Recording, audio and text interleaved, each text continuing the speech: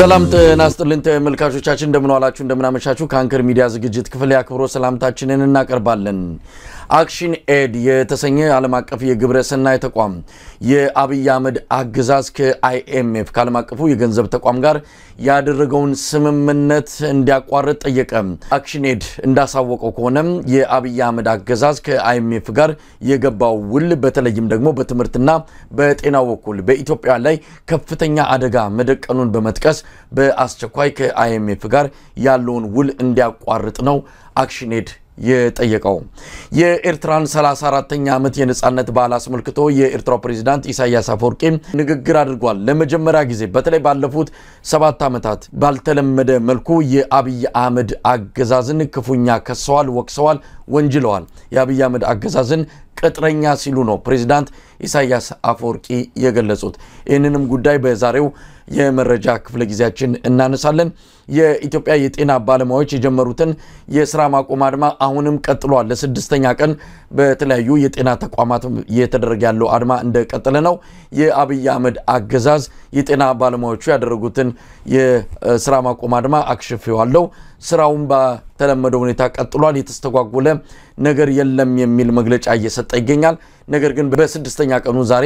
የተለያዩ የጤና ተቋማት ወደ አድማው እየተቀላቀሉ ይገኛሉ በርካታ መረጃዎች አሉን ከገለታው ዘለቀ ጋር የለቱ መረጃዎች ይዘን ወደ እናንተ ቀርበናል እንድትከታተሉን ግብዣችን ነው መልካም ጊዜ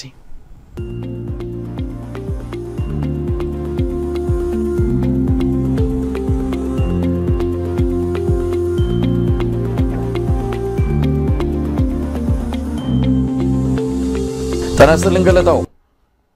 እግዚአብሔር ይመስገን እንደምን አመሸ መሳይ እንግዲህ በለተቀዳሚ ተገናኝተናል የኢትዮጵያ ጤና ባለሙያዎች የጀመሩት የሥራ ማቆም አድማ ስድስተኛ ቀኑ ላይ ይገኛል በርካታ መረጃዎች አሉን የኢትዮጵያ ሁኔታ በየለቱ አዳዲስ ክስተቶችን ያስተናገደ መሆኑን እንግዲህ እየተረዳን ያለ ነው ለማንኛውም ቀደም ሲል በቀደም ተከተል በተቀሰናቸው ርዕሰ ጉዳዮች ላይ ትንታኔና መረጃ በመስጠት ነው የዛሬውን ዝግጅት ከተመልካቾች ጋር አብረን የምንዘልቀው ገለታው አክሽን ኤድ በጣም አስደንጋጭ ሪፖርት አውጥቷል የአብይ አህመድ አገዛዝ ከዓለም አቀፉ የገንዘብ ድርጅት አይኤምኤፍ ጋር ያደረገው ስምምነት እጅግ በጣም አደገኛ ነው ሲል በሪፖርቱ አመልክቷል በዚህም በተለይ በጤናና በትምህርት ላይ የተወሰደው እርምጃ ኢትዮጵያንን ክፉኛ ያጎዳ በመሆኑ በአስቸኳይ ከአይኤምኤፍ ጋር ያለውን ስምምነት እንዲከልስና እንዲያቋርጥ ነው አክሽን ኤድ የጠየቀው ሰሞኑን ሪፖርቱን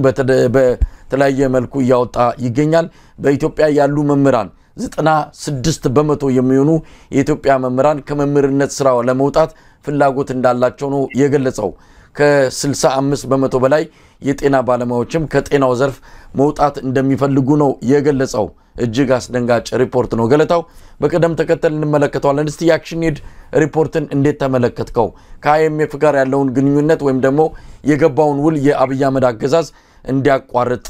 ጠይቋል አክሽን ኤድ ብዙ ኢትዮጵያውያን ብዙ ኢኮኖሚስቶችም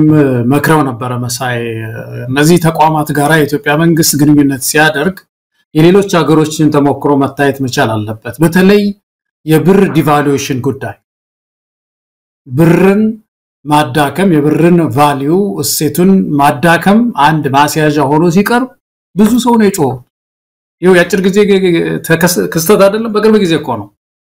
አሁን የተነሳ የሐኪሞች ደሞዝ በግማሽ እኮ ነው የቀነሰው መሳይ ጂዲፒያችን በግማሽ አይደለም አንድ ጊዜ ድርምስ ያለው ሐኪሙ እኮ 160 አካባቢ ነበር ማለት ነው ደሞዙ ሪል ኢንካም የምንለው $160 ይደርስ የነበረ በአንድ ቀን ለሊት ጧት $80 ሆኖ አገኘው በየቦታው በባጀታችን ላይ በተለያዩ ሴክተሮች ላይ ነው ይሄ ነገር ተጽዕኖ ያለውና በፍሎቲንግ ስም ይሄ አንድ ሳይንስ አመጡ የፍሎቲንግ የሚባል ልክ የተረጋጋ ኢኮኖሚ ያለበት ምድር ይመስል ገንዘቡ የዋኝ ሰፕላይ እና ዲማንድ ይግዛው ሚል ነገር አመጡና በአንድ ቀን የኢትዮጵያን ብር ነው ወደሙት ያን ሲያደርጉ የህብረተሰቡ የመግዛት አቅም ወዲያው ነው ተሽመደመደው የሐኪሞች እንቅስቃሴ ዛሬ የምናየው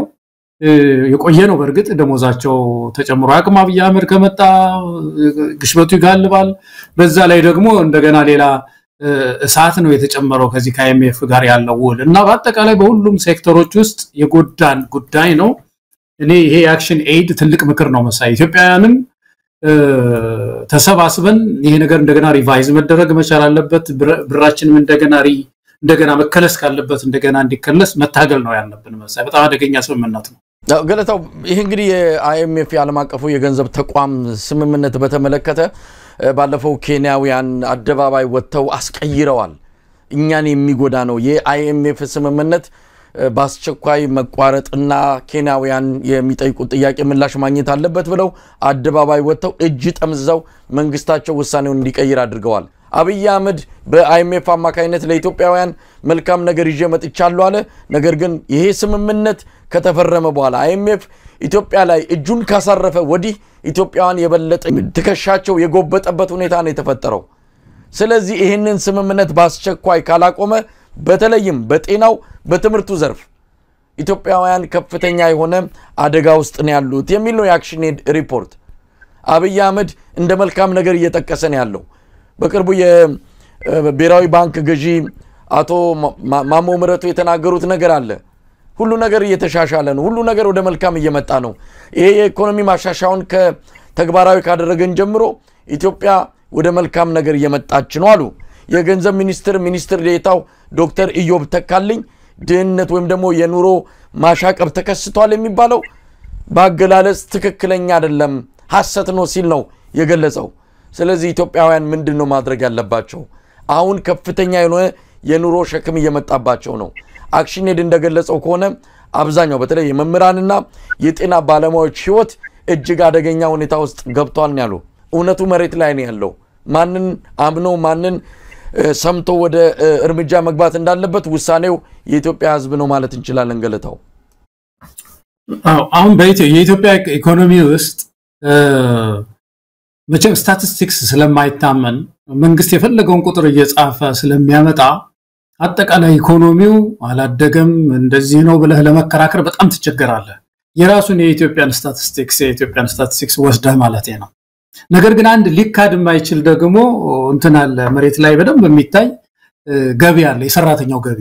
የሲቪል ሰራተኛው ገቢ እሱ ምንም ሊደበቅ አይችልም የሚያገኘው ደሞዝ ይታወቃል እያንዳንዱ ሰራተኛ የሚያገኘው ደሞዝ ይታወቃል ይሄንን ኢንካም ብቻ በማየት የሰራተኛውን ኢንካም ብቻ በማየት ኑሮ እንዴት ያሽቆለቆለ እንደመጣ ማየት ይቻላል በቃ እና የገበሬውን ማየት ይቻላል በተለያየ መንገድ የገበሬውን ገቢው በትክክል ወጥ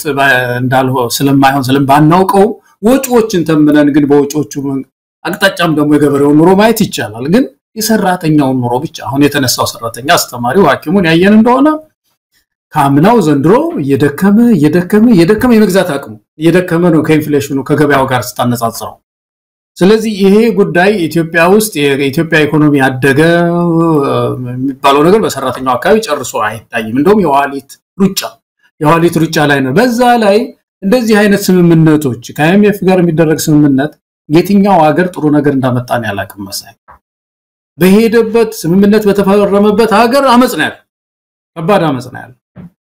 እና የኢትዮጵያው ደግሞ የተለየ ነው በተለይ በዚህ ፍጥነት የኢትዮጵያን ብር ማዳከም ነው ከሁሉ በጣም ያሳየው ብሔራዊ ክብራችንንም ነው የነካው ከዛም ባሻገር ሉዓላዊነት የሚባል ነገር አለ የኢኮኖሚ ሉዓላዊነት በዚህ ውጡ በዚህ ግቡ ይሄን ካላደረጋችሁ በሰኔ ወር ላይ ምን ሰጣችሁን ብር አንሰጣችሁም ይሏቸዋል አሁን ሌላ ስምምነት አለ ሌላ ብር አንድ ያሳያቸዋል የተወሰነ ብር ያሳዩና ትላልቅ ሀገራዊ ፖሊሲ ያስቀይሯቸዋል እና እንደዚህ አይነት ጥገኝነት እንደዚህ አይነት ስምምነት የኢትዮጵያን ኢኮኖሚ እጅግ በጣም እየጎዳና ያለው እንዳልከው ኢትዮጵያውያን ምሁራን ሁሉ ተሰባስበን ማመጽ ነው ያለብን መቀየር ነው ያለብን በእግሩ የቆመ ያመዛዘነ የሚፈርም የኢንተርናሽናል አግሪመንቶችን መንግስት ኢትዮጵያውያን ያስፈልገናል ማለት ገለታው እንግዲህ የአክሽን ኤድ ሪፖርትን በተመለከተ ከአይኤምኤፍም ሆነ ከአብይ አህመድ አገዛዝ በኩል የተሰጠ ምላሽ የለም ሪፖርቱ ግን እጅግ በጣም አስደንጋጭ ነው የኢትዮጵያ መምህራንም የኢትዮጵያ ጤና ባለሙያዎችም ከዚህ ከአክሽን ኤድ ሪፖርት ተነስተው ምን ላይ ነው ያለነው የሚለው ነገር ሰፊ ትንታኔ እየሰጡበት ነው ያሉት የኢትዮጵያ የጤና ባለሙያዎች ያደረጉ ያሉት የሥራ ማቆም አድማ ትርጉም ያለው ምክንያታዊ የሆነ በማስረጃ በተለያየ መልኩ ሊደገፍ የሚችል በሀገራዊ ብቻ ሳይሆን በዓለም አቀፍ ደረጃ ተቀባይነት ያለው እንቅስቃሴ ማድረጋቸውን ከዚህ ከአክሽን ኤድ ሪፖርት መረዳት እንችላለን የአክሽን ኤድ ሪፖርት እንደሚያሳየው ከ90% በላይ የሚሆኑ የኢትዮጵያ የጤና ባለሙያዎች ልጆቻቸው መመገብ አይችሉም ህይወታቸው መቀየር አይችሉም ከፍተኛ ድህነት ውስጥ ነው ያሉት ከዚህ በላይ ምንም ነገር የለም በዚህ ወደ ጤና ባለሙያዎቹ የሥራ ማቆም አድማ ለመምጣት ነው በትክክልም ዓለም አቀፍ ሪፖርቶች እንደዚህ አይነት ተቋማት ራሱ የኢትዮጵያ ጤና ባለሙያዎች ያደረጉ ያሉትን ንቅናቄ የሚደግፍ ማስረጃዎችና ጥናቶችን ያቀርቡ ነው ያሉት ገለታው ስለዚህ ትክክለኛ ነው ወደ ኋላ የሚመለስ ነገር የለም እስቲ ወደ እንቅስቃሴው እንምጣ ዛሬ 6ኛ ቀኑ ላይ ነው የምንገኘው በ6ኛ ቀኑ ላይ አሁንም የተጀመሩ አድማዎች ቀጥለዋል ወደ ኋላ የተመለሰ ነገር የለም አብዛኞቹ በአዲስ አበባ የሚገኙ ትልልቅ የመንግስት ሆስፒታሎች ስራ አቁመዋል አገዛዙ ኃላፊነት የጎደለው የተለያዩ የሚዲያ ተቋማትም እንደዘገቡት አገዛዙ የተለያዩ ባለሙያዎችን ከስራ ውጪ ከኃላፊነት ውጪ ከስልጣናቸው ውጪ ከውቀታቸው ውጪ የሆኑትን ባለሙያዎች ጓና ስለብሶ ለቴሌቪዥን ፍጆታ እየተጠቀመ በሚቆጣጣራቸው ሚዲያዎች አመጹን ተቆጣጣረናል አድማውን አስቆመናል ነገሮች በተለመደ ሁኔታ እየቀጠሉ ነው ይያለ ነው መሬት ላይ ያለው ነገር ግን ይሄን ያሳይ አይደለም ገለታው ይሄንን አድማ የሚያስተባብረው ይሄንን አድማ በህቡ የሚያስተባብረው በሶሻል ሚዲያ በተለያዩ መድረኮች ያስተባበረ የሚገኘው የኢትዮጵያ ጤና ባለሙያዎች ፎረም ወይም ደግሞ መድረክና ቦርድ አንድ ነገር ጀምሯል በጣም አደገኛ ነገር ነው አብይ አህመድ የሚፈልገውን ነገር እዛ ወጥመድ ውስጥ እየገባ ያለ ይመስላል ከራሳቸው ከኢትዮጵያ ጤና ባለሙያዎች መፈክር ወይም ደግሞ ቃል እንነሳለን ከናንተ ማስፈራራት በላይ ኑሯችን ያስፈራናል ነው ያሉት ወደ ኋላ የሚመለሱት ነገር የለም ይልቅስ መስዋዕትነት እየከፈሉ ወደፊት መሄድ ነው የሚያዋጣቸው መስዋዕትነት የሁሉ ተከፍሎ ሸብረክ ማለት አስፈልግም በሚል ይሄንን ውሳኔያቸውን የሚቃወሙ ወገኖች ድምጻቸው እየጎላ እየመጣ ነው ያለውና ገለታው ይሄንን እንዴት ታየዋለህ እንግዲህ አንድ ነገር መቼም የጤና ባለሙያው ያነሳው ጥያቄ አለ በጣም ከባድ ጥያቄ ሰሞኑን ብዙ ጉዶች እየወጡ ነው መሳይ አዳዲስ የደሞዝ አከፋፈል ስርዓቱን በጣም የሚያሳዩ የተለያዩ የደሞዝ እርከኖችን ያወጡ ሰዎች ሲወያዩ ያያለሁኝና ቅጥሩን ያየህ እንደሆነ በጣም የተዘበራረቀ ነው አሁን አብይ አህመድ ያሰራው ይሄ ፓርኮች አካባቢ ያለ ሾፌር ከዶክተሩ በጣም ብዙ ሚርቅ ደሞዝ ይከፈለው ብዙ ርቀት ያለው የታችኛው የስልጣን እርከን ላይ ያለ የብልጽግና መሪ ወደ 14000 ብር አካባቢ ነው የሚበላው ለሐኪሙ ለዶክተሩ 8000 ነው የሚቀበሉት ወረዳ አካባቢ ያለው ወደ 17000 አካባቢ ያገኛል ያውም እንግዲህ ብዙ ጥቅም ነው እንደምታውቀው ያለው እነሱ ጋር ለሐኪሙ 8000 ብር ይወረውሩላታል ሌሎች ከፍ ስትል የሚያገኙት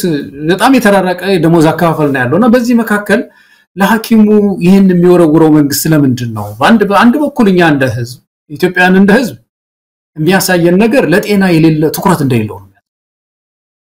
ለጤና ምንም ትኩረት እንደሌለው ትኩረቱ የመንግስት ትኩረት ሌላ እንደሆነ ነው ይሄ እንደ ህዝብ እንደ ፖለቲከኞች እንደ ፖለቲካ ፓርቲዎችም እንደ ፖለቲካ ፓርቲ ለጤናው ትኩረት አልሰጠህም ብለው የሚንቀሳቀሱበት ነው ሐኪሙ ደግሞ በሌላ በኩል ግን በቀጥታ ኑሮውን የሚያገኘው ችግር ውስጥ ስለገባ ይሄን ጥያቄ ሳይመለስ ወደ ቤቱ ከገባ መሳይ እንደገና ተቃውሞውን ለማንቀሳቀስ ብዙ ጊዜ ይፈጅበታል ይሄ ነው ትልቁ ችግር ብዙ ዋጋ ያስከፍላቸዋል እንደገና ስለዚህ ተጠናክረው ጥያቄያቸው እስኪመለስ ድረስ መታገል ነው ያለባቸው የተነሱባቸው ጥያቄዎች ያስቀመጧቸው ጥያቄዎች አሉ እነዛ ጥያቄዎች መመለስ አለባቸው የሚል ግፊት ማድረግ መቻል አለባቸው በሌላ በኩል የፖለቲካ ዘርፉ ሌላው ደግሞ በሀገሪቱ ውስጥ ያለ ሲቪክ ድርጅቱ ደግሞ በሀገሪቱ ውስጥ ያለውን አጠቃላይ ሁኔታ እየዳሰሰ እኔ አሁን በመቸጉላችን እንደምንለው መሳይ በዚህ ምድር ላይ አብይ አህመድ የሐኪሙንም ያስተማሪውን ማንንም ጥያቄ አይፈታም እዚህ አሁን ውስጥ ነው ስምናነሳቸው የሴክተር ጥያቄዎች ተውና እንደ ሀገር ሪጂናል በሆኑ ጉዳዮች ላይ ገና አረንቋ ውስጥ እየገባን ያለነው ብዙ ችግር ውስጥ ነው የተዘፈቅነው ስለዚህ ሆሊስቲክ የሆነ አፕሮች ኖሮን መታገል ያለብን ይመስለኛልና ሐኪሙ እንዳይጠለፍበት ትግሉ በጥንቃቄ እንደ እንቁላል ማያዝ አለበት ነው እኔ ማለት የምችለው መሳይ በጥንቃቄ ኢትዮጵያ የጤና ባለሙያዎች የጀመሩት ንቅናቄ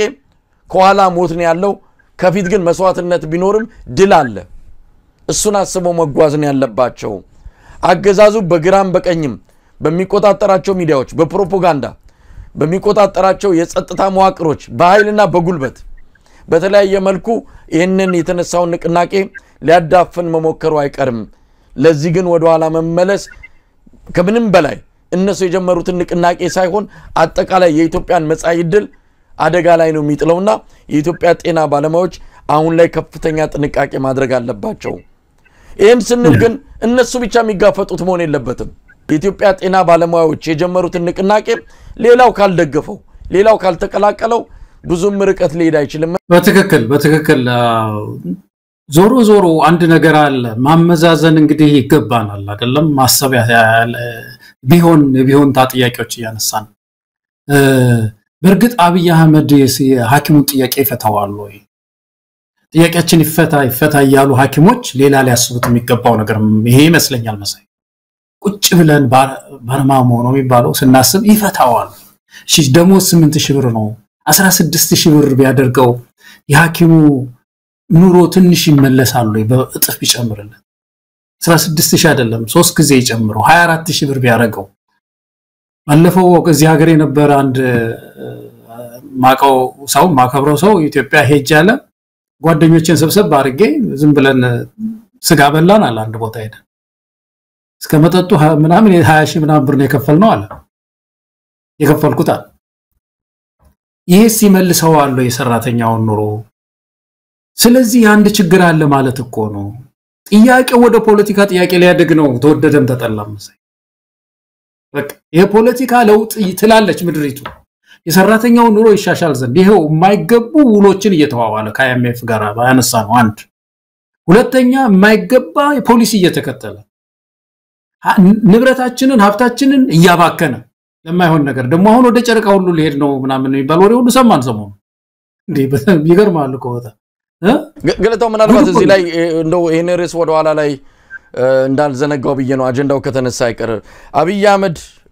አጀንዳ ማስቀየስ የሰውን ትኩረት ወደ ሌላ ማድረግ ከምንም በላይ የተካነበት ጉዳይ ነው አብይ አህመድ አሁን ጭንቀት ላይ ነው ያለው ከፍተኛ የሆነ እንዴት አድርጌ ይሄን ጊዜ ሻግራለሁ ብሎ ምጥ ሆኖበታል ከፍተኛ ምጥ አሁን ወደ ጨረቃ ሄዳለሁ ይሄ አጀንዳ እንዴት ነውኛ ላፍታም እንኳን ተቀበለነው ልናራግብ የምንችለው ስለዚህ መጠንቀቅ አለብን በቀጣይም የሚመጡ ብዙ ጉዳዮች አሉ አብይ አህመድ በተለያየ መንገድ ዜናውን ሊያሾልክ ይችላል እሱን እየቀለቡ እንደው ዜና አገኘን መረጃ አገኘን ብሎ ወደ መድረኩ ማምጣት አብይ አህመድን መጥቀም ነው አብይ አህመድ ጭንቀት ላይ ነው ያለው እንደምንሰማው ከሆነ የራሱን መዋቅር እየሰለለ ነው ያለው የራሱን መዋቅር ሊበላ ከጫፍ ላይ ደርሷል አብዮት ልጇን ልትበላ ዋዜማው ላይ ነው ያለችው እዚህ ላይ እኛ በራሳችን አጀንዳ ነው መሄድ ያለብን ወይስ የሱን አጀንዳ እየተቀበለን ማራገብ ነው ያለብን ጥንቃቄ የሚያስፈልግበት ጊዜ ላይ ነው ያለነው ገለታው ልክ ነው መሳይ መጠንቀቅ አንዳንድ ጊዜ አንዳንድ ሐሳቦች ወርወር ያረጉልና በሱ የሳቅንም የተገረምንም ዋና አጀንዳዎች እንዳንዘነጋ ጥንቃቄ ያስፈልጋል የምትለው ያልከው ጉዳይ ሁሉ ሊገዛው የሚገባ ነገር ይመስለኛል እንደው ግን የብክነቱን ጉዳይ እንደው ምድሪቱ መጣያ ገንዘብ ያጣች እኮ ነው የምትመስለው የሚወለው የሚሰሩ ፕሮጀክቶች መጣያ ያጣን ሰዎች ነው የምንመስለው ስለዚህ ይሄ ሰው ደሞዙን ሊያስተካክል አይችልም ምንዳ ሊከፍል አይችልም አሁን ከሐኪሙ ቀጥሎ መምህር እየተነሳ ነው ያለው ሲቪል ሰርቫንቱ በሙሉ ነው የሚነሳው ኢትዮጵያ ውስጥ የደሞዝ ጉዳይ ብቻ አይደለም የጥቅም ጉዳይ አለ ብዙ ችግር ነው ያለው ኢትዮጵያ ውስጥ እንደምታውቀው ከዛ ሲያልፍ ደግሞ የሚኒመም ዌጅ አልነው ባለፈው የቤት ሰራተኛ ሳይቀር ህግ የሌለባት ምድር ናት እነሱ ሁሉ ማስተካከያ የሚጠይቁ ናቸው እና ይሄንን ሊያስተካክለው ይችላል የሚለው ጥያቄ በትግላችን ስሌት ውስጥ ገብቶ ጥያቄዎች ወደ ከፍታ ማደግ ወደ ሽግግር ጥያቄ ማደግ አለባቸው ይሄንን ጥያቄ ሐኪም ይሁን አስተማሪ ማንኛውም ሰው ሊፈራው አይገባም መሳይ የመብት ጥያቄ ነው የኢትዮጵያውያን ሁሉ ጥያቄ ነው መሸጋገር አለብን ኢትዮጵያውያን ሽግግር ያስፈልገናል መታከም ማክሮ ኢኮኖሚያችን ባለፈው ያነሳ ነው ላይ ቅርጹ ማክሮ ኢኮኖሚ ማለት የስትራክቸር ጉዳይ ነው የሚመለከተው የመዋቅር ጉዳይ ኢንፍሌሽኑን ስራ አጡን ምንም ጉዳይ የሚመለከት ነውና እሱ ተበላሽቷል ዛካ ያንን ለማከም የሚችል ሰው አይደለም በመጀመሪያ ደረጃ የሚናገራቸው ነገሮች በሙሉ ስብሰባ ላይ ሲሰበሰብ የምንሰማቸው ነገሮች ይሄን ነገር አድሬስ ሊያደርግ የሚችል ካፓሲቲም የለውም መሳይ ስለዚህ ጥያቄያችንን ከፍ ያደረግን እንደውም እርስ በርሱ መምህርና ሐኪም መያያዝ የጋራ ኮሚቴ ማዋቀር ነው ያለበት እንጂ የተወሰኑ ሰዎችን እየደለለ መንግስት የሐኪሙን ጥያቄ አስተማሪውን ጥያቄ ጠልፋለው ሲል አዳዲስ አመራር መብቀል ነው ያለበት እንደዛ አድርጎ ትግሉን መግፋት ነው ያለባቸውን የሚመስለኝ መሰለኝ ገለታው እንግዲህ የኢትዮጵያ ጤና ባለሙያዎች የጀመሩት አድማ መቀጠሉን የሚያሳዩ ያው በየሆስፒታሉ የተጀመሩት የሥራ ማቆም አድማዎች ምንም ያለምንም መስተጓጎል መቀጠላቸውን በተለያዩ የቪዲዮም ሆነ የተለያዩ የመረጃ ምንጮች ማረጋገጥ ተችሏል እንደተባለው አገዛዙ የጽዳት ሰራተኞችን ጃኒተሮችን ማለት ነው ከሙያው ጋር ፈጽሞ ግንኙነት የሌላቸውን አካላት ወደ ሆስፒታሎች ጓን አስለብሶ በማስገባት ትልቅ የሆነ ፕሮፓጋንዳ እየሰራ ነው ያለው ይሄ በጣም አደገኛ የሆነ ነገር ነው እውነት የሚባል ነገር አገዛዙ ጋር የለም ማን ነው የጤና ሚኒስትር ዴኤታው ዶክተር ደረጀ ዱጉማ በየቀኑ ቴሌቪዥን ላይ እየመጣ እውነት እየነገረ አይደለም ያለው እውነት አይደለም የሚናገረው በጣም አደገኛ የሆነ አሳሳች የሆነ ቅጥፈት ነው ለህብረተሰቡ በብሔራዊ ቴሌቪዥን እንዲተላለፍ ያደረገ ያለው ይሄ ነገር ከነጎዳ እንደ ግለሰብ በግሉ መቼም ቢሆን ከተጠያቂነት የማይድንበት ነው እንደ ብልጽግና ፓርቲ ግን ኢትዮጵያን እንደዚህ አይነት አደጋ ውስጥ እየከተቱ ለህዝቡ የተሳሳተ መረጃ እንዲቀርብ በማድረግም እንደ ቡድንም እንደ ግልም የሚጠየቅበት ሁኔታ ነው ያለው ለማንኛውም አድማው አሁንም ቀጥሏል የተወሰኑ መንገራገጮች አሉ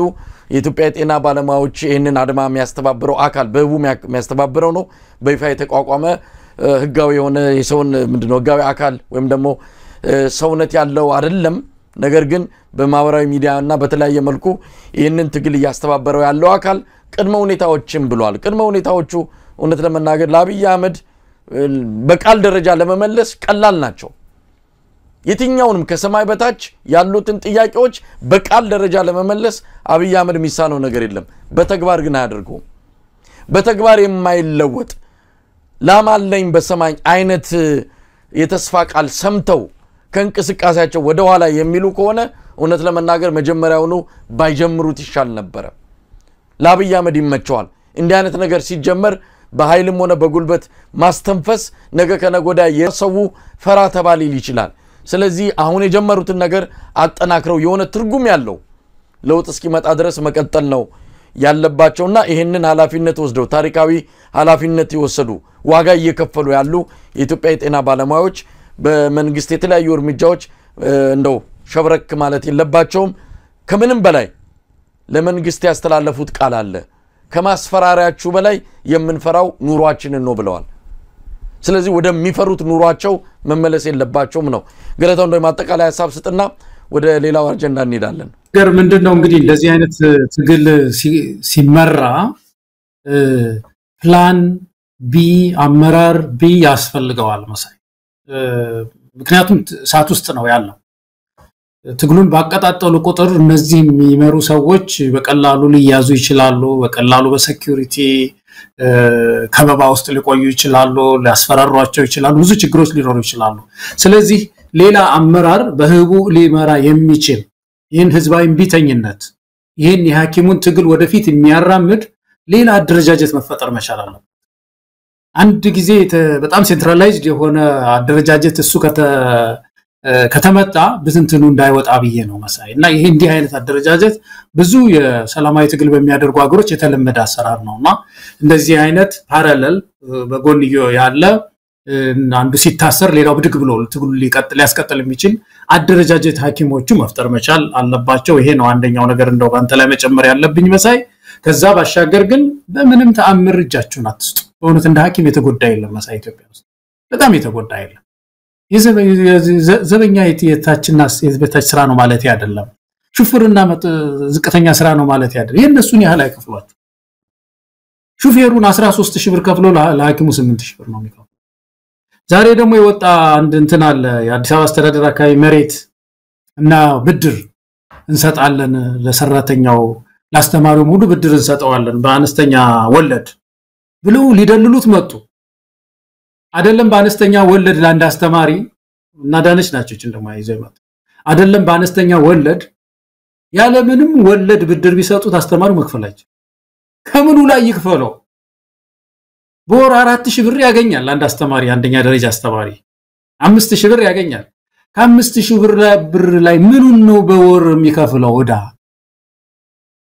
እያነሰው እየለመነ ያለን ማህበረሰብ ምኑን ነው ዳሊ ከፍል የሚችለው ነው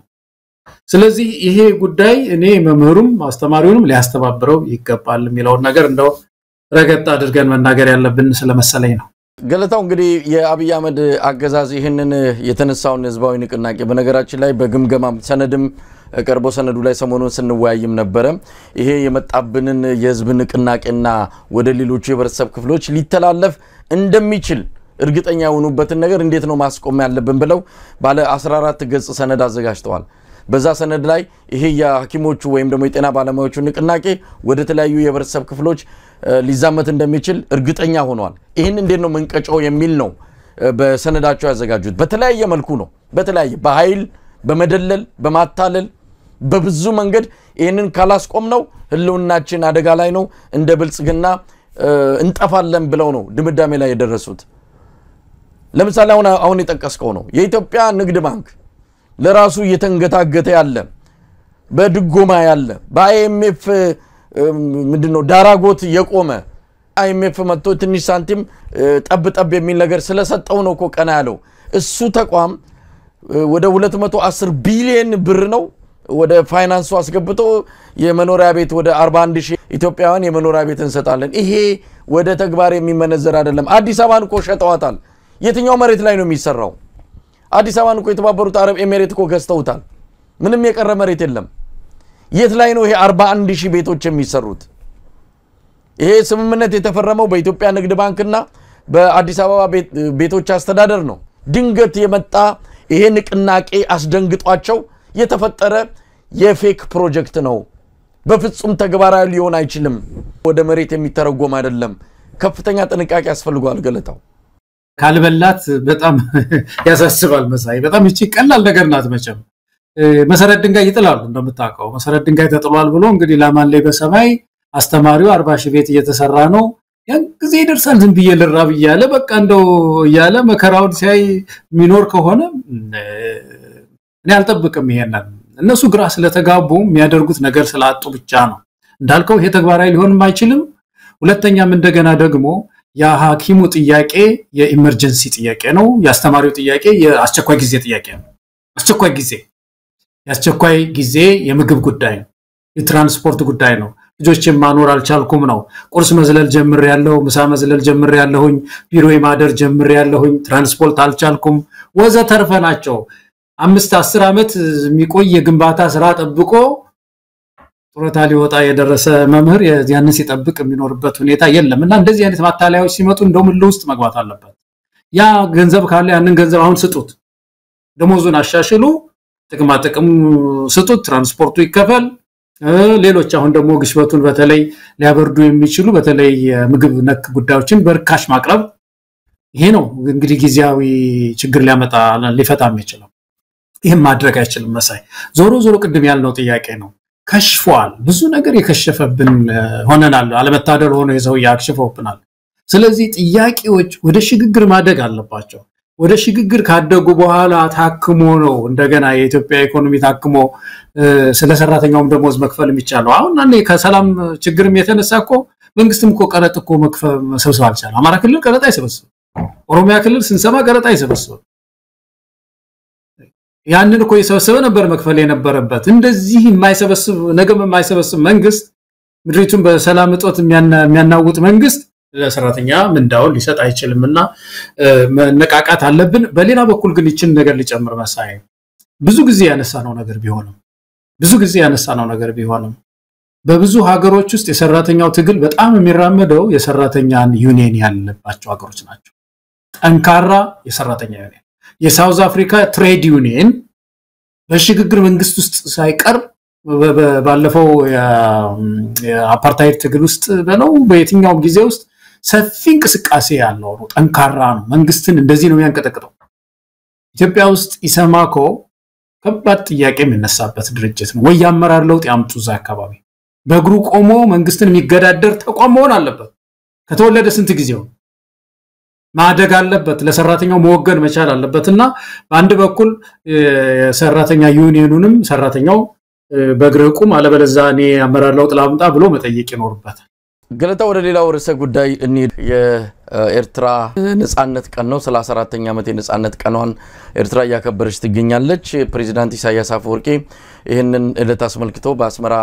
ስታዲየም ለኤርትራውያን ባሉ ለታደሙት ንግግር አድርገዋል። ንግግራቸው በተለየ ሁኔታ እየተነሳ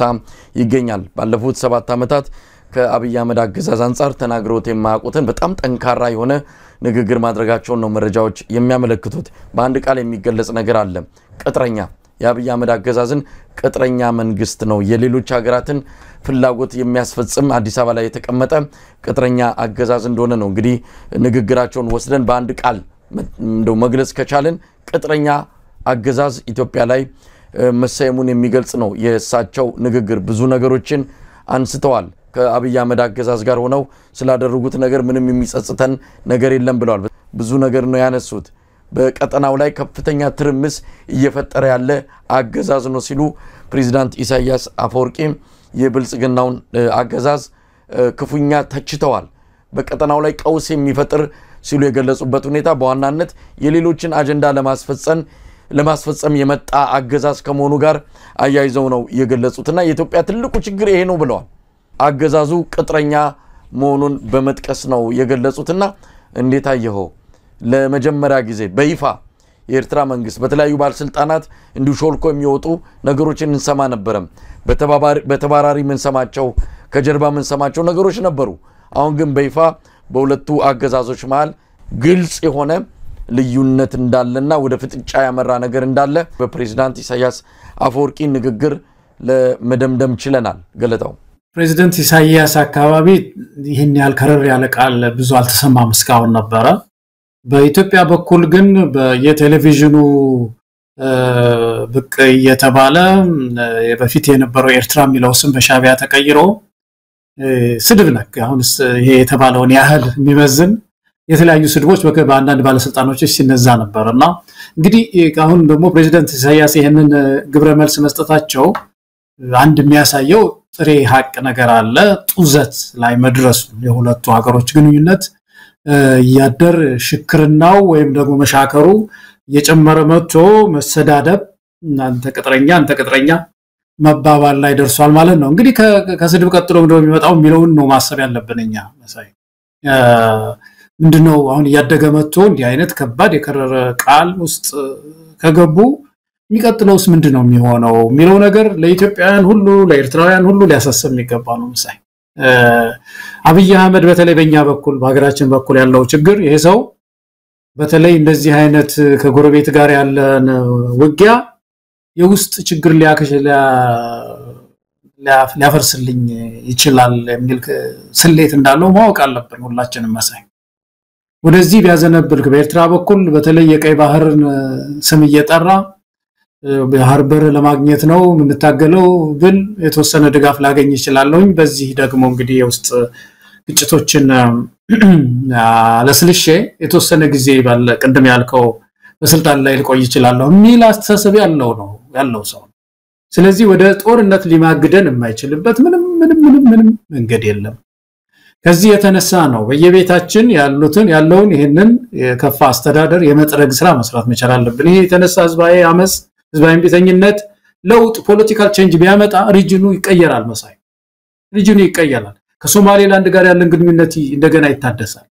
ከሶማሌ ጋር ያለን ግንኙነት ይታደሳል። ከጅቡቲ ጋር ያለን ግንኙነት ይታደሳል። ዓለም አቀፍ ግንኙነታችን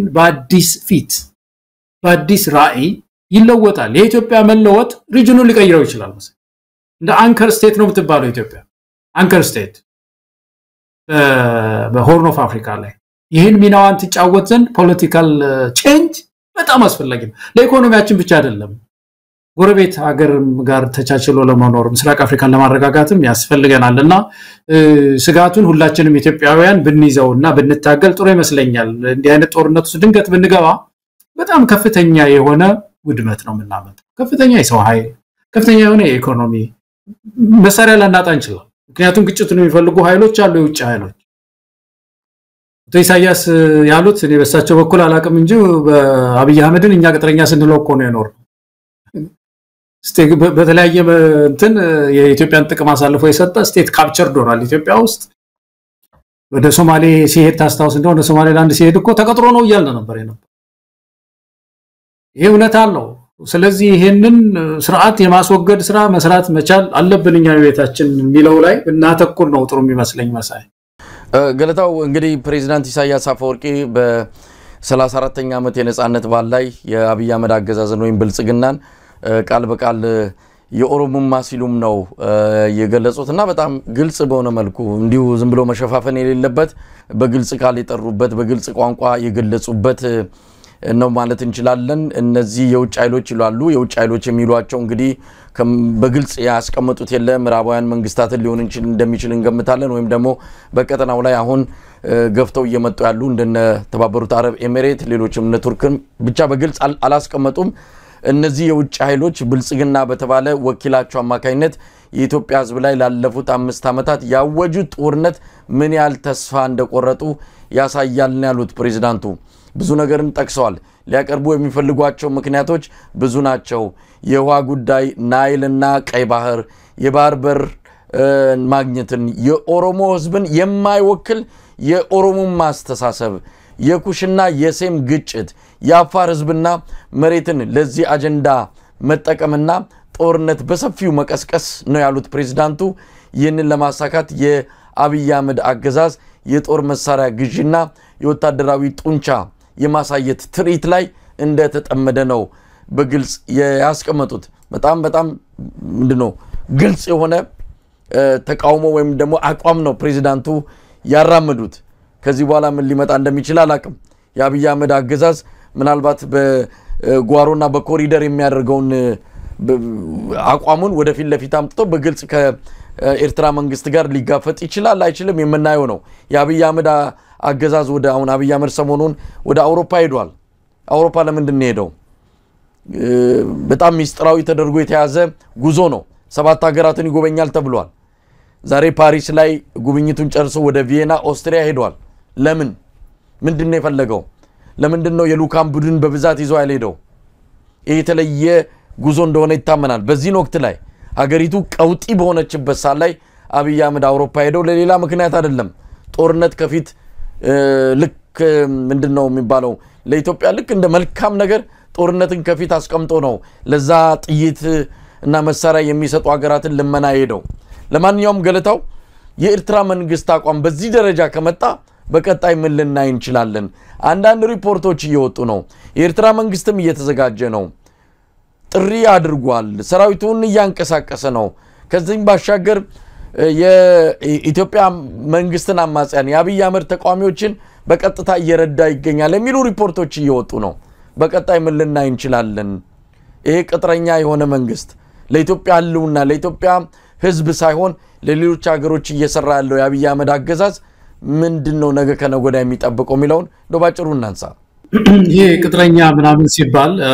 የታየ ነገር በእንግዲህ የዓለም ኃይሎች የዓለም ኃይሎች በሶስት ዝም ብሎ በግርድፉ ሶስት ይከፍሏቸዋል አይደል አንደኛው ዓለም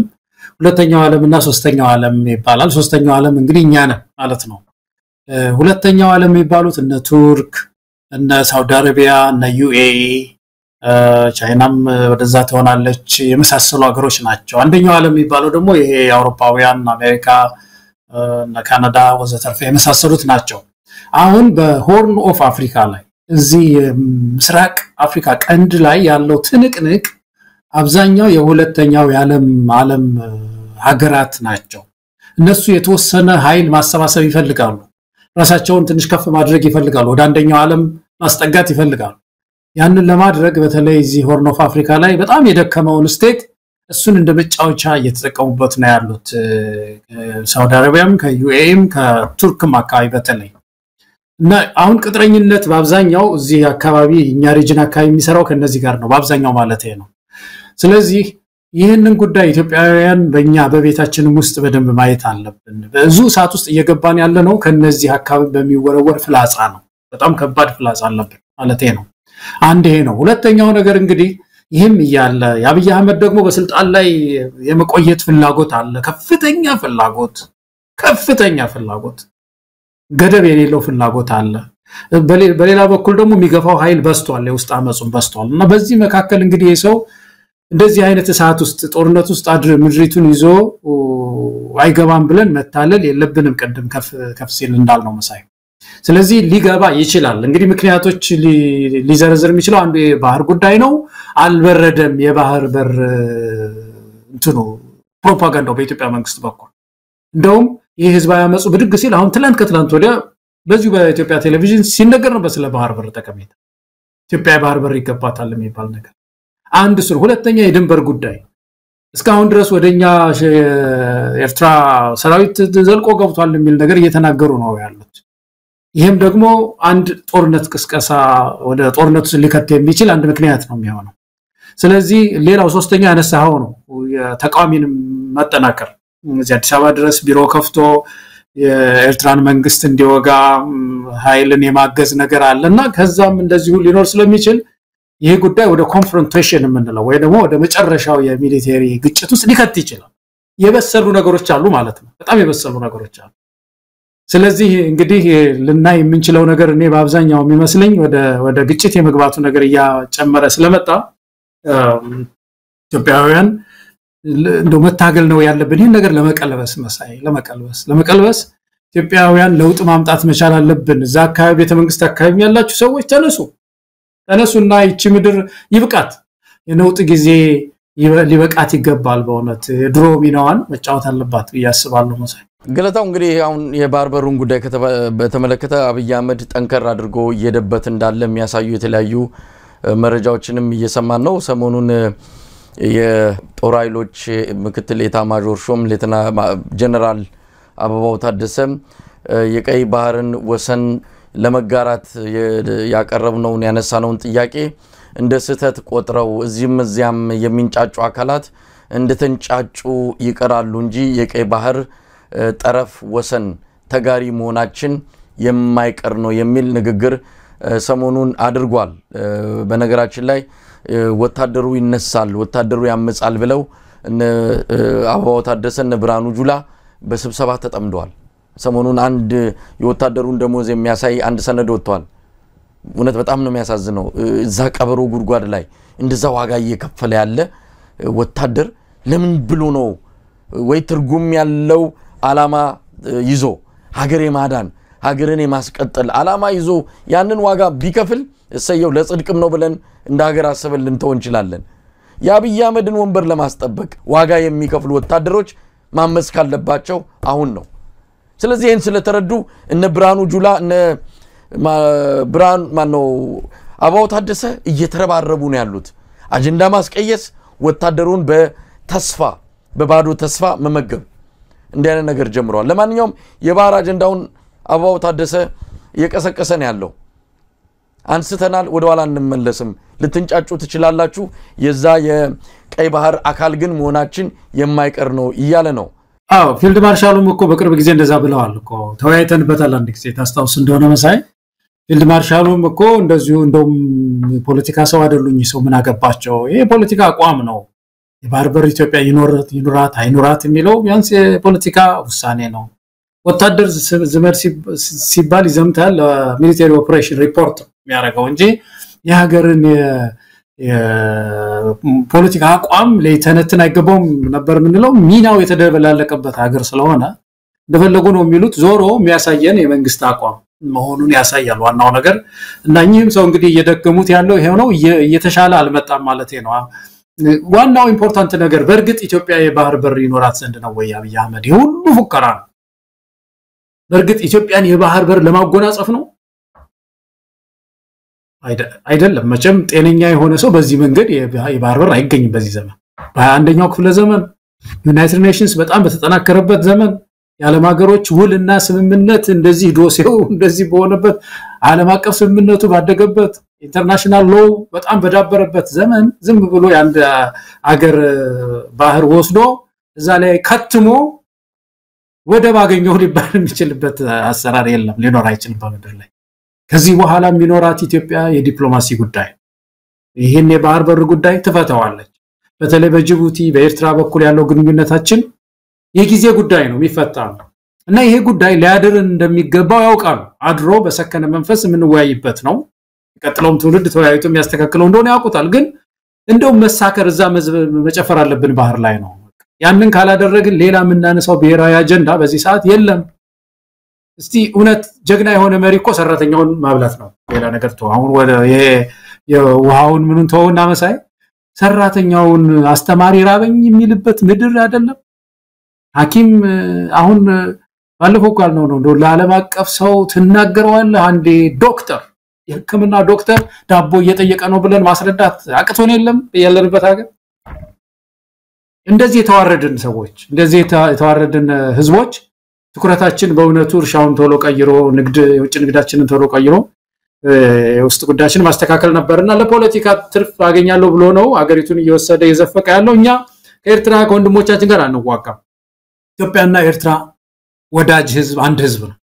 ፕሬዝዳንት ኢሳያስ ካሉት በጣም ወደድኩት ቃል አንድ ጊዜ ይህ ህዝብ አንድ ህዝብ ነው ሁለት ልናረጋው አንችልም አሉ ድንበርም አያስፈልገንም አሉ ታዲያ ምንድነው ይሄንን ያለን መሪ ጋር አብሮ መስራት ነው እንጂ አያስፈልግም የምን ድንበር ነው ጉም ነው ሃይዘን ማደግ አለብን የሚል ሰው ሲመጣ እስቲ ይሄንን ከፍ ወዳለ ደረጃ እናሳድገው ወደ እንደማለት እንደዚህ አይነት ፉከራ የትም አያደርስም እንደው ይሄንን ነው ማለት ስለው መሳይ ገለታው እንግዲህ ከሰሞኑ መነጋገሪያ ከሆነው አጀንዳ አንዱ የአሜሪካ ኤምባሲ ያው የአሜሪካን መንግስት አቋም በሚገልጽ መልኩ ያወጣው መግለጫና መግለጫውን በአንድ ሰዓት ልዩነት ቀይሮ በሌላ መልኩ ይዞ የመጣው ነገር አነጋጋሪ ሆኖ ቀጥሏል ያንን መግለጫ ተከትሎ የተለያዩ አካላት ምላሽ ሰጥተዋል የአማራ ፋኖ ብሔራዊ ኃይል እንደዚሁም የአማራ ፋኖ ህዝባዊ ድርጅት የኦሮሞ ነጻነት ሰራዊት ኦላ መግለጫ ሰጥተውበታል ለማንኛውም ይሄ መግለጫ በተመለከተ ከተለያዩ ባለሙያዎች ጋርም እንደዚሁ አንስተናል መረጃውን ለዝብም አካፍለናል ያንን በተመለከተ አሜሪካ ለምንድነው በአንድ ሰዓት ልዩነት ውስጥ አቋሟን የቀየረችው ቀደም ሲል የነበረው መግለጫዋ ላይ በተለይም የአብይ አህመድ አገዛዝ በድሮን አማካይነት ሰላማዊ ዜጎችን ላይ የሚያደርሰውን ጥቃት በአስቸኳይ ያቁም የሚል በጣም ጠንካራ እስካሁን ባልታየ መልኩ የአሜሪካ መንግስት በዚህ ጉዳይ ላይ ለምን ዝም ማለት ስንጠይቅ ለነበር ነው በሙሉ በጣም ባስገረመ ሁኔታ እንዲህ አይነት ጠንካራ አቋም አሜሪካ ይዛ መጣ የድሮን ጥቃት እንዲቆም የጠየቀችበት ብዙ ነገሮችን አንስታለች ከዚህ በፊት ስላነሳችው አዲስ ነገር ነው ማለት አንችልም ፋኖና የኦሮሞ ነጻነት ሰራዊት ወደ ሰላሙ ሁኔታ እንዲገቡና ድርድር አድርገው የመጣውን አደጋ ኢትዮጵያ ላይ እንዲቀለብሱ የሚቻላቸውን እንዲያደርጉ ይሄን ከዚህ በፊትም ጥሪ ስላደረገች በአዲስ መልኩ ምናነሳው አይደለም አዲሱና ጠንካራው ግን የድሮን ጥቃት በሰላማዊ ዜጎች ላይ መቆም አለበት ብላ ያዘችው አቋም አስገራሚም አስደናቂም አሜሪካ በትክክልም እውነቱን ተናገረች ብለን ነጥብ የሰጠንበት ሁኔታ ነበር ግን ይሄ ለአንድ ሰዓትም ያላልቆየም ወዲያውኑ ይሄ አረግ ወጣና ዝም ብሎ ለስለስ ያለ ገራገር የሆነ የተለመደው አይነት መግለጫ ነው የወጣው ገለታው መጀመሪያ መግለጫውን ባጭሩ እንዴት ተረዳው ይሄ የተቀየረውን ብዙዎች የተከሸነው ብለውታል የተከሸነው መግለጫና የመጀመሪያውን ከዛ በኋላ የተከሸነውን እንዴት አየው በኋላ ላይ ስለ ተለያዩ ኃይሎች ስለሰጡት ምላሽ መጣበታለሁ ግን መግለጫዎቹን እንዴት አየው አሜሪካ ለምን ሸብረካለች አንዳንድ ሰዎች ሲናገሩ ያዳመጥኩ ነበርና ምናልባት ሀክ ተደርጎ ይሆን እና እንደዛ ቢሆን ሀክ ሲደረግ ሀክ ተደርጎ ነው ይላሉ አሜሪካውያን ፌስቡካችን ወይም ደግሞ የሆነ መግለጫ ያወጣነው መግለጫ እንደዚህ አይነት መግለጫ በእኛ ስም ወጥቶ ነበር ይቅርታን ጠይቃለን እነሱ ለአም ሶሪ ለማለት ቅርብ ናቸው እንደምታውቀውና በዛ ምክንያት ነው የተደረገው የኛ መግለጫ አይደለም ይሉ ነበር አይደለም ሀክ ተደርጎ አይደለም ማለት ነው እንግዲህ የሆነው ምንድነው ይሄ ሁሉ ጊዜም ቢሆን እንትን ሲወጣ መግለጫ ሲወጣ አንድ ግለሰብ ዝም ብሎ ያወጣም አሜሪካ ውስጥ እንደምታውቀው ተሰባስበው ነው መግለጫ የሚያወጡት ተሰብስበው የወሰኑት ውሳኔ ነው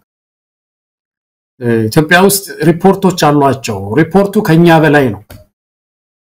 አሁን አሜሪካ አንዳንዱ ጊዜ ያወጣዋል የሚሉት ነገር አላቸው በተለይ በሌላ ሀገር ላይ የሚደረገው እኛ የመጀመሪያ መሆን የለብንም ብለው ሚስጥር ይዛው ተሰብስባሉ ሚስጥር በሳተላይት ይከታተላል ዓለምን ይከታተሏታል እንደምታውቀው በሳተላይት አንዳንድ ጊዜ መረጃ ሲኛስ የምናገኘው ለምሳሌ ይሄ ዘራሁት ያለው አብይ አህመድ እህል በእነሱ በኩል አይደለም የተጋለጠውና ተከበረ መቃብር ብትል የዘመተ ወታደር ብዛት ብትል ጦርነት ብትል ፋኖ የሚያደርገው እንቅስቃሴ በሙሉ በሳተላይት ተሰሰር ነው ያለው ያቁታል እና ድሮኑን ማይተውታ ካዩ በኋላ ይሄ ነገር በዛ ብለው ወስነው መግለጫ ወጡ ካወጡ በኋላ እንግዲህ ይሄ ጉዳይ በተለይ ወደ በኢትዮጵያ መንግስት አካባቢ ከባድ ድንጋጤ ነው የፈጠረውና ወደ አንዳንድ አካባቢዎች መደወል ተጀምሯል ማለት ነው እና ሲደወል እንግዲህ ምንድነው ክርክሩ ሊሆን የሚችለው በዛ ኢትዮጵያ ውስጥ ያለው አካል ይሄን መግለጫ ያወጣው እውነቱን ያወጣ ነው የተባለው ነው የተናገርነው ይላሉ ከዚህ ደግሞ ፖለቲካሊ ኮሬክት መሆን መቻል አለባችሁ ይሄ ጉዳይ ሊያስጠይቅ የሚችል ነገር አለው የአሜሪካ መግለጫ የሚከተሉ ብዙ አካላት አሉና እንደዚህ ካላችሁ የት ቦታ ነው በድሮን ያለቀው ሚል የቀጥታ ጥያቄ ነው መሳይ እንግዲህ ፍርድ ቤት ለምሳሌ ሊሄዱ ይችላሉ ዓለም አቀፍ ፍርድ ቤት የሚከሱ ኢትዮጵያውያን ሊኖሩ ይችላሉ ዓለም አቀፍ ፍርድ ቤት ሲከሱ የአሜሪካ ኤምባሲ ያወጣው መግለጫ ተመልከቱ ሊሉ ይችላሉና እንደዚህ መረጃ መሆናችን ነው ስለዚህ በተቻለ መጠን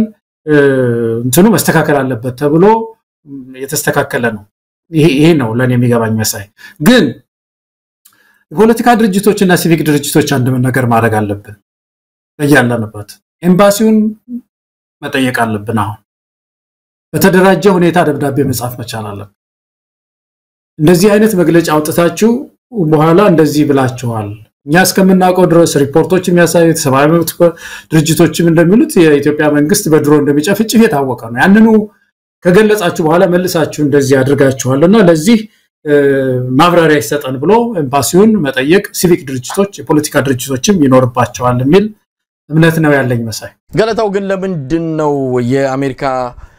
መንግስት በዚህ ደረጃ አቋሙን በአንድ ሰዓት ውስጥ የቀየረው እንደሚታወቀው የአሜሪካ መንግስት በጣም የተረጋጋ ዘመናትን ያስቆጠረ ዝም ብሎ በአንድ ሌሊት በአንድ ጀንበር የሚቀየር የውጭ ጉዳይ ፖሊሲ የለውም በደንብ የተጠና አስበውበት የሚያደርጉት በምንድነው በአንድ ግለሰብ ፍላጎትና አቋም የሚዋዥቅና እንዲሁ ከፍዝቅ የሚል አይደለም አቋማቸው አንድ ነገር ካደረጉ ነው ሰሞኑን ለምሳሌ በአብይ አህመድ አገዛዝ ምንድነው የህንድ አምባሳደር በህንድ የኢትዮጵያ አምባሳደር ከፓኪስታንና ህንድ ሰሞኑን አንድ ግጭት ውስጥ ገብተው ነበር ያንን በተመለከተ ሀገራት በጣም በጥንቃቄ ሁኔታ ነው ሁለቱንም ሀገራት ማከለ ያደረገ እንደው ከሁለቱም ሀገራት መሻከር እንዳይፈጠርባቸው ተጠንቅቀው አቋም ያዙት አሜሪካ ጭምር በህንድ የኢትዮጵያ አምባሳደር ግን ፊት ለፊት በሚዲያ ላይ ወጣና ጥፋተኛው ፓኪስታን ናት አሉ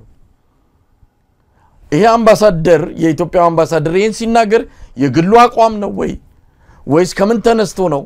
በስሜት ነው የተናገረው የአብይ አህመድ አገዛዝ መንግስት ያዘው አቋም ነው የሚለው ነገር በተመለከተ አንዳንድ ዲፕሎማቶችን አነጋግረን ነበር ለኢትዮጵያ ዲፕሎማቶች ትልቁ ፈተና የአብይ አህመድ አገዛዝ የውጭ ጉዳይ ፖሊሲ የለውም በአብይ ፍላጎት በአንዳንድ ባለስልጣናት እነሱ የሚናገሩትን እየተከተሉ እንጂ የሚያስፈጽሙት ይሄ ነው የሚባል የሚከተሉት መርህ የለም ስለዚህ አምባሳደር ቢሳሳት አንፈርድበትም የሚል አቋም መጥቷል ለማንኛውም አሜሪካ ከዚህ አንፃር የምትታይ አይደለችም አምባሳደር ኤርቪን ማሲንጋ የራሳቸውን ፍላጎት አይደለም ያንጸባረቁት የአሜሪካንን መንግስት አቋም ነው የገለጹት በዚህ ደረጃ የሚሳሳቱ ወይም ፋውል የሚሰሩ አይደሉም አሜሪካኖች ግን ለምንድነው የቀየሩት ለዛኛው ይቅርታ ሳይጠይቁ እንደዚህ አይነት አቋም ይዘው ሲመጡ በርግጥም እንዳልከው መጠየቅ አለብን ግን ምን ይመስልሃል የአብይ አህመድ አገዛዝ አልተረጋጋም ቋፍ ላይ ነው ያለው የበለጠ እንዲያነ ነገር ሲመጣ ሊፍረከረክ ይችላል ሸብረክ ሊል ይችላል ስለዚህ የሆነ ነገር ሳይዘጋጅ እንዲያነቱን ጫና እንዲያነቱን ግፊት ካደረግንበት ድንገት ክንብል ሊል ስለሚችል ለማንኛውም እንሳበው ብለው ያደረጉት ሊሆን ይችላል ወይም በሌላ ምክንያት አናቀም ግን ምን ሊሆን ይችላል ገለታው እኔ የገባኝ መሳይ ምገምተው የተረጠርኩት ቅድም ያልኩትን ነው የፖለቲካ የዲፕሎማሲ አይነት ንግግር አይደለም የተናገርከው ሚል የተናገራችሁት ከሚል ነው የሚመስለኝ እዛ ኢትዮጵያ ውስጥ ያለ ኤምባሲው ነው አምባሳደሩ ብቻቸውን ዝም ብሎ ፌስቡክ ላይ አለጥፉ ሆነ ኮሚቴ ይኖራል ፒአር አለ ተነጋግረው ነው የሚሆነው ተነጋግረው የተለጠፈው ግን በስቷል ሄዷልና ይሄን ነገር አስተካክሉ ሲባል በአንድ ሰዓት ውስጥ አስተካክለዋል አሁን በማስተካከላቸው የመጣው ቀውስ በልጧል አሁን የበለጠ ሁኔታውን አካረረው ምንም አላስተካከሉትም ይልቅስ ወይ ሶሪ ቢሉ ይሻሉ ነበር አላስተካከሉ የበለጠ ንትርክ ፈጠሩ በየሚዲያውም ይሆንና እንደውም የበለጠ ብዙ ሰው መጀመሪያ ያላችሁት እውነት ነው የሚለው ነገር ላይ ነው ያተኮረው ስለዚህ አይ ቲንክ እኔ አሁን እዛ አካባቢ ያለው ኤምባሲ አካባቢ ያለው ኮሚቴ አለዛ የፖለቲካ ክፍል አለ ፖለቲካ ዘርፍ ይባላል ሌሎች ዘርፎችም አሏቸውና እነሱ ናቸው ይሄን ጉዳይ የሚመለከቱት ከአምባሳደሩ ጋር ተነጋግረው የወጣ መግለጫ ነውና ግን በአሜሪካ ታሪክ ውስጥ ተመዝግቦ ይኖራል በኢትዮጵያ ታሪክ ከኢትዮጵያ ጋር ባላት ግንኙነት ማለት ነው እንግዲህ እንደዚህ አይነት ደብዳቤዎች ይቀመጣሉና በጣም አሳፋሪ ነው በአንድ ሰዓት ውስጥ ይሄን ያህል እንደዚህ አሜሪካንን የሚያህል ታላቅ ሀገር ሶሪ ማለት እኮም ይቻላል ያልነው የተናገርን ያወጣነው መግለጫ ሚዛናዊ አይደለም የሚሉ ክሶች ከዛም ከዚህ መተዋልና እኛ ለማለት የፈለግነው ይሄ ነው ብሎ እንደገና ክላሪፋይ የማድረግ ነገርም እኮ አንድ ነገር እኮ የሆነ አንቀጽ ስርዝ አድርገው ሌላ መግለጫ እንደገና ደግሞ ያኛውን ወይኛ አይደለንም አላሉ ምን አላሉ እና ሪሊ ትንሽ ፕሮፌሽናልም ያልሆነ ነው የመሰለው ዞሮ ግን ያቺ መጀመሪያ ጊዜ አመልጦ የወጣው ነገር እውነት ነው እሱ እውነት የሆነበት ምክንያት ምንድነው ከዚህ በፊትም ሲዘገብ የኖረ ነው ብዙ ዓለም አቀፍ ተቋማትም ዘግበውታል ኢትዮጵያ መንግስት በድሮን ሲቪሊያንስ እንደሚገድል ብዙ ኢንተርናሽናል ኦርጋናይዜሽንስ ዘግበውታልና እኔ እንደው ከዛ አንፃር ነው ያየሁት መሳይ ገለታው እንዳልከው ነው መጀመሪያ ያወጡት ነው ትክክለኛው እውነተኛው ያው ብዙዎች ኢትዮጵያውያንም የተቀበሉትና ትክክለኛ አሜሪካ መንግስት አቋም ነው ብሎ ያሉትም የመጀመሪያው መግለጫ ነው እንግዲህ ባለው በተለያዩ ባለም አቀፍ ተቋማትም በተለያዩ ጥናቶችም እንደተረጋገጠው ባለፉት 2 አመታት በኦሮሚያ በማናነትም በአማራ ክልል የአብይ አህመድ አገዛዝ በወሰዳቸው የድሮን ጥቃቶች ከ200 በላይ የድሮን ጥቃቶች ተፈጽመዋል በዚህም ከ3000 ያላነሱ ሰላማዊ ዜጎች መገደላቸውን ሪፖርቶች ያመለክታሉ ይሄን እንግዲህ በገለልተኛ ወገን ተጣርቶ የሚቀርብ ይሆናል ገለታው እንግዲህ አሜሪካን መንግስት 2 አቋሞችን በአንድ ሰዓት ውስጥ የተቀያየሩ አቋሞችን ተከትሎ የአማራ ፋኖ ብሔራዊ ኃይል እንደዚሁም በዛሬው ዕለት ደግሞ የአማራ ፋኖ ህዝባዊ ድርጅት ምላሽ ሰጥተዋል የኦሮሞ ነጻነት ሰራዊትም እንደዚሁ ምላሽ ሰጥተዋል ምላሾቹ እንዲታያቸው በተለይ የአማራ ፋኖ ብሔራዊ ኃይል እስከዛሬ ሲጠየቅ በብዙ ወገኖች ዘንድ የታለ ምንድነው አንድ እንደው የተጻፈ ሰነድ አላችሁ ወይ ምን እንደሆናችሁ ማን እንደሆናችሁ ምን እንደምትፈልጉ የሚገልጽ ምንም ነገር የላችሁም ብለው የሚያቀርቡ ወገኖችን ምላሽ የሰጠነው ማለት እንችላለን ምክንያቱም በዚህ በአሜሪካ መንግስት አቋም ላይ የሰጡት ምላሽ ለምን ወደ ትግል እንደወጡ ምን እንደሚፈልጉ ከዚህ ከመጣው የአሜሪካ መንግስት አቋም አንፃር አቋማቸው ምን እንደሆነ በዝርዝር ያሳዩበት በጣም የበሰለ መግለጫ ነው ተብሏል እንደዚሁም በእስክንድር ነጋ የሚመራው የአማራ ፋኖ ህዝባዊ ድርጅትም ተመሳሳይ በሆነ መልኩ ለአሜሪካው አምባሳደር ምላሽ ሰጥተዋል ከዚህ ቀደም በነበሩ ግንኙነቶች የነበሩንን አቋሞች በግልጽ ያንጸባረቀ በመሆኑ በደስታ ተቀብለናል የሚልም በእስክንድር የሚመራው የአማራ ፋኖ ህዝባዊ ድርጅትም አቋሙን ገልጿል ሌላው የኦሮሞ ነጻነት ሰራዊትም ኦላም እንደዚሁ ምላሽ ሰጥቷል ግድለም አሜሪካ በዚህ ደረጃ ከመጣች ከኛ ይልቅ ይሄን አገዛዝ ላይ ትኩረት ታደርግ ይሄ አገዛዝ ሰላም አይፈልግም ለዚህ አገዛዝ ሰላም ማለት ሰውን በጠመንጃና በኃይል አስፈራርቶ ጸጥ ማሰኘት ነው ይሄ ሰላም ከሆነ ትርጉም የለውም አሜሪካ ጥንቃቄ አድርጋ ጉዳዩን በጥልቀትና በጥንቃቄ ተመርምረው ሲሉ ጥሪ አድርጓል የኦሮሞ ነጻነት ሰራዊት አመራሮችም ገለታው እንዴት አየው ያጠቃላይ እነዚህን አካላት ምላሽ ኢትዮጵያ ትግል ውስጥ በዚህ በትጥቅ ትግል ውስጥ የጎደለና በጣም ብዙ መሻሻል የሚገባው ይሄ ነበር መሳይ የውጭ ግንኙነት በሚመለከት ኮሙኒኬት አያደርጉም ነበር አንፋኖ የታገለውን ያህል ኮሙኒኬት አለማድረግ የውጭ ኤክስተርናል ወርልድ ወይም የውጭውን ዓለም ማለት ነው ዲፕሎማሲውን አውሮፓውያንን ዓለም አቀፍ ድርጅቶችን ኮሙኒኬት አለማድረግ ራዕይን አለማሳወቅ የኢትዮጵያ መንግስት የሚሰራውን በደል አለማሳወቅ በድርድር ላይ ያላቸውን አቋም አለማሳወቅ እነዚህ ጉዳዮች ትግሉን ወደፊት እንዳይራመድ ሊጎዳው ይችላል ትግሉ ዞሮ ዞሮ የኛው ቢሆንም ግን በአንድም በሌላ መንገድ የውጭ እጅ ደግሞ አለ በዚህ ዓለም ላይ እየኖርን ዝናብ አይንካኝ ማለት ዝናብ የሚጥልበት ቦታ ላይ ቆመን ዝናብ እኔን አይንካኝ ለብቻዬ ማለት አንችልም ስለዚህ ዓለም ላይ ያለን የዓለም ፖለቲክስ ስለሚያገኘን በዚህ በትግላቸው ስሌት ውስጥ ይሄ ጉዳይ የጎደለ ነበር አሁን በጣም እንዳልከው የበሰለ ነገር ነው ያነሱ ያሉት የኢትዮጵያ መንግስትም ያጋለጡ ነው ያሉት የራሳቸውንም ደግሞ ተክለሰውነት ያሳዩ ነው ያሉት ለድርድር ያላቸውን አቋም እየገለጹ ነው ያሉት እነዚህ ሁኔታዎች በኢትዮጵያውያን ዘንድ ብቻ ሳይሆን በዓለም አቀፍ መድረክም አሸናፊ እንዲሆኑ የኢትዮጵያ መንግስት ላይ ግፊት እንዲያደርጉ ያግዘናል ለኢትዮጵያውያን ያግዛልና እኔ በጣም ነው ደስ ያለኝ ላቅ ያለ ጽሁፍ ነው የተጻፈው ጥሩ የዓለም አቀፍ ፖለቲካውንም የተረዱት ልጆች በውስጥ እንዳሉ የሚያሳይ ነውና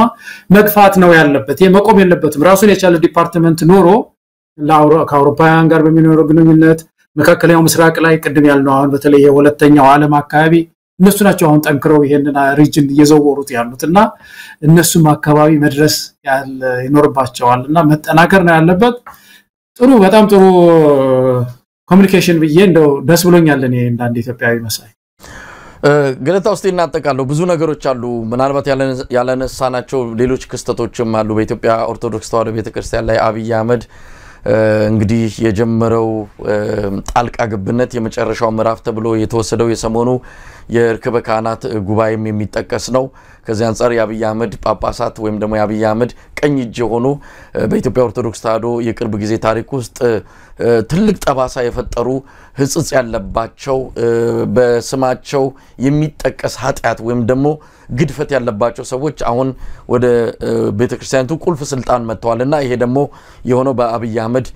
ጣልቃ ገብነት እንደሆነ ይታወቃል ቤተክርስቲያኒቱ አቅም ያጣችበት ከምን ጊዜውም በላይ ለቤተ መንግስት እጅ የሰጠችበት ጊዜ ተብሎ እየተጠቀሰ ነው ያለው ይሄን ጨምሮ ብዙ ነገሮች ኢትዮጵያ ውስጥ እየሆኑ ነው የኑሮ ውድነቱ ንቅናቄው አጠቃላይ የማህበራዊ ኢኮኖሚያዊና ፖለቲካዊ ንቅናቄው አሁን ከምን ጊዜውም በላይ ገፍቶ የመጣበት ነው እንደው ባጭሩ ምን ላይ ነው ያለነው ምን ልንሰማ እንችላለን በቀጣይ ቀናት እያንዳንዱን በተናጠል እንመለከታለን ንቅናቄው ተጀምሯል የሚቆም አይደለም መምራን በያቅጣጫው እየተነጋገሩ ነው ያሉት ብዙ የህብረተሰብ ክፍሎች በጉዳዩ ላይ እየተነጋገሩና ወደ አንድ የተባበረ ህዝባዊ ንቅናቄ ለማምጣት እየመከሩ እንዳለ ለዝግጅት ክፍላችን የሚደርሱ መረጃዎች ያመለክታሉ እሱም በሂደት እናየዋለን እንደው ጠቅለል አድርገ የሚታዩትን በግራ በቀኝ በያቅጣጫው ያሉትን እንቅስቃሴዎችና ኢትዮጵያውን ያለችበትን ሁኔታ ተመልክተ ምን ማለት ትችላለህ በቀደም ካንድ ምሁር ጋር ስትነጋገር አንድ 8 ወር ሰጥቻለሁ ብለዋልና የዛሬ 8 ወር አካባቢ ብለዋል የኢትዮጵያውያን ግፊት ከቀጠለ ከዛም በታች ሊሆን ይችላል ይሄ ህዝባዊ ቢተኝነት በአስተማሪው አካባቢ ከቀጠለ በነጋዴው ከቀጠለ ታቻለው ደግሞ ይሄ ቀን ሰራተኛውም ከቀጠለ ዘበኛው ከቀጠለ ሁሉም ከቀጠለ የዚህ መንግስት እድሜ ያጥራል የዚህ መንግስት እድሜ ያጠረ ማለት የኢትዮጵያ ሽግግር ቀረበ ማለት የኢትዮጵያ ሽግግር ቀረበ ማለት አፍሪካም እኮ ነው የምስራቅ አፍሪካም ፎይ ሊል ነው መሳይ ዋና በጥባጭ እኮኛ ቤት ነው ያለው ዋና በጥባጭ የዞረ ባህር ይያለ ምን ይያለ ሪጅኑን ሁሉ ነው እየበጠበጠ ያለው ኑሯችንን ያመሰቃቀለው ኢትዮጵያውያን ስለዚህ ሁላችንም መተባበር መቻል አለብን ይሄ የዚህ የአብይ አህመድ በስልጣን ላይ እስካለ ድረስ መጨረሻ መሳይ በስልጣን ላይ እስካለ ድረስ ያልተነካ የህይወት ዘርፍ የለም ሃይማኖት ነው አይደለም አንዱ አሁን በዚህ በፊት ብዙ ችግር ውስጥ ኢኮኖሚያችን ችግር ውስጥ ይገባል ሃይማኖታችን ግን በጎ ነበር ዛሬ በጎ አይደለም ኢንስትሩሜንታሊስት ነው መሳሪያ ያደርጋል መሰብሰብ አይችልም ቡድን አይፈጥርም መሰብሰብ ማለት የፖለቲካ ፓርቲ አስተምሮ ርዕዮት አስተምሮ አዳዲስ ሐሳብ አንጥቶ በቃ ብዙ ተከታይ ማፍላት ማለት ያን የማይችል ሰው ምን ያደርጋል በተፈጥሮ የተሰበሰበው ወደ ቀብር የሚሄደው ድርተኛ ከመንገድ ሰብስቦ የተደራጀው በተፈጥሮ የሃይማኖት ተቋማትን በተፈጥሮ የተደራጁትን እነሱን መሳሪያ ማድረግ ይፈልጋል እነሱን መሳሪያ ሲያደርጋቸው ደግሞ እስከ ሲኖዶስ እስከ አብያተ ክርስቲያናት ህብረት እስከ ወንጌላውያን አብያተ ክርስቲያናት ህብረት እስከ መጅሊስ ድረስ ህመም ይሆናል በሽታ ነው የሚሆነው በኢትዮጵያ ኦርቶዶክስ ቤተክርስቲያን ውስጥ የሚታየው ችግር ይሄ ነው ስለዚህ ይሄ የጋራ ችግራችን እንዲሄድ ጠብቀን መታገል ያለብን ከሐኪሙ ጋራ አስተማሪው ጋራ ትግላችንን ማጠናከር ነው የሚጠበቅብን መሳይ ገለታው በጣም ነው ማመሰግነው እንግዲህ መረጃን በመስጠትም ትንታኔ በማቅረብም የዘለቅንበት የዛሬው የአንከር መረጃ ክፍለ ጊዜ ይሄን ይመስላል ርዕሰ ጉዳዮችን በምንድነው የሚባለው በሩጫ ነው ያየናቸው በሩጫ በፍጥነት ነገሮችን ተመልክተናል ብዙ ርዕሰ ጉዳዮችን ያየነው የቀሩ ብዙ ነገሮች አሉ መንካት ያለብን ከጊዜ አንፃር እዚህ ላይ እንገደባለን እንግዲህ በመጪዎቹ ቀናት ደግሞ ያሉትን መረጃዎችን ይዘን የምንቀርብ እንደሚሆን እንገልጻለን ለዛሬ በጣም አመሰግናለሁ አንተንም ተመልካቾቻችንን ከልብ ነው ማመሰግነው ገለታው እኔም እጅግ በጣም አመሰግናለሁ መሳይ መልካም ምሽት